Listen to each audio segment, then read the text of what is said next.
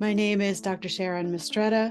I work for U.S. Satellite in the Endeavor STEM Teaching Certificate Project. We're a NASA education partner. We enroll teachers in international and U.S. domestic settings, such that we are allowing them to learn about STEM methods. Specifically, I teach coding robotics and one-to-one devices and advanced coding robotics and one-to-one devices. I have been a programmer for over 40 years. Before I became a certified teacher, I worked as a technical officer for money center banks in New York City.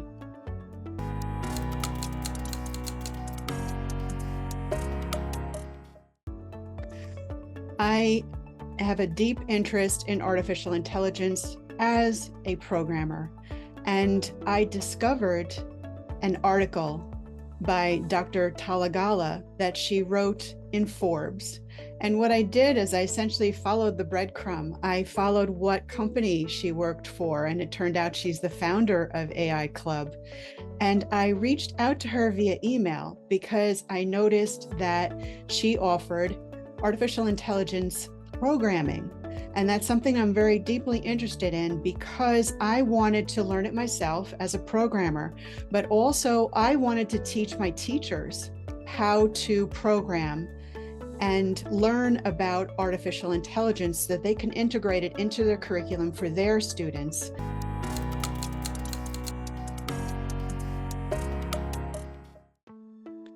The most valuable part of the program was having educators and having experts in the field, such as Dr. Sindhu Gunta, so that I can describe what I was trying to accomplish, and then she would find ways to teach me how to accomplish this. So really what I valued is not only the curriculum, which was able to teach me how to program in Python, large machine learning models, but also I was able to have an absolute expert in the field so I can bounce ideas off of and ask questions and ask for clarifications.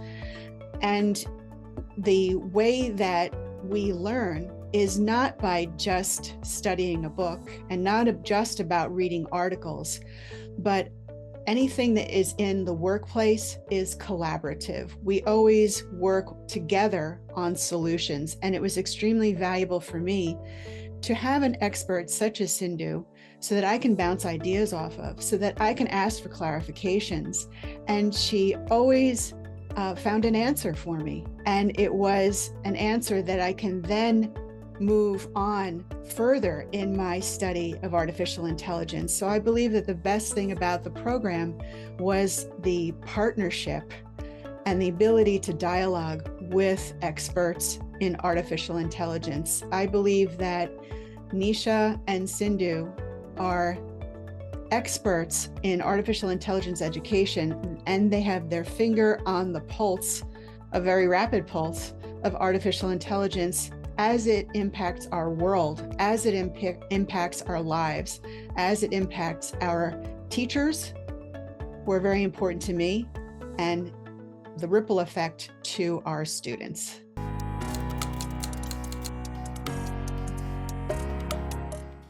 My final project was data-driven insights into self-regulated learning, and it described the chapter that I wrote having to do with the different solutions that I had to investigate, and it thoroughly gave me the opportunity to accomplish a machine learning module. And then I was able to take that and to write a book chapter in a peer-reviewed book. So it was very interesting to me because in my doctoral program, when I received my doctorate, I was doing mostly social sciences. My dissertation is understanding gender-based attitudes in STEM environments. So that is very embedded in the social sciences. And what I needed to do was to fine-tune how I describe a project having to do with fine-tuning the hyperparameters of my machine learning model, and also pair that with the concepts of self-regulated learning, which have a lot to do with self-efficacy. And I was able to take the data that was in the database that is the National Longitudinal Study of Health, and I was able to take the features that I was very interested in, such as the features that align with self-regulated learning, and then to have a predictive model such that I was able to show that those that had strong self-regulated learning attributes had a strong predictive model of completing college. So I thought that that was just a game changer for me. And it was showcased, my project, my capstone project was showcased in a peer-reviewed chapter. And that was very important to me because I really did step out of my comfort zone. As I had said, I did social sciences. I knew about all the theoretical frameworks having to do with what individuals go through to learn.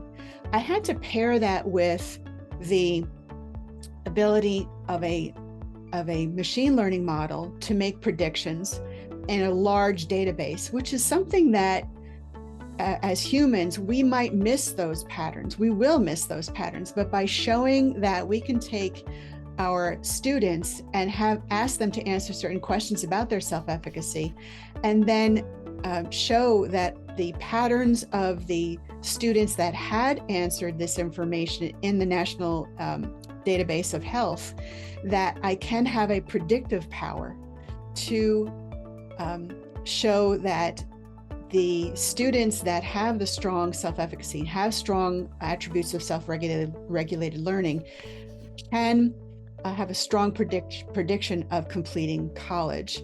And the way that I had to express that was very different than my social sciences. I had to really address more mathematical levels having to do with the models that I created, the percentages of the accuracy, the testing of the database, where I had to divide the database between testing, between training and testing.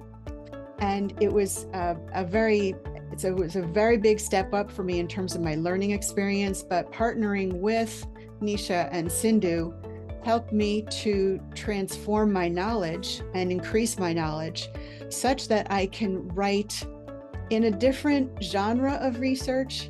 Even though I was using statistical analysis for all of my social sciences, I was using now statistical analysis having to do with the database that I examined using machine learning, so that I can then show my colleagues in the education industry that we should not ignore the data that is available for us to take a look at with our students. I believe that in education, we really collect a lot of data, but we do not examine it.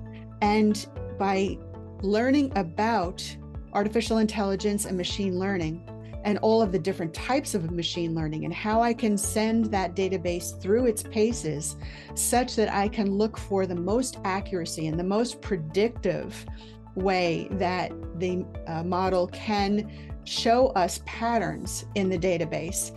This is something that I want to share with my education community such that we can move just beyond the descriptive statistics that we usually use when we're looking at student data and move to more predictive models that will really, I believe, help our students and help our teachers guide our students towards success.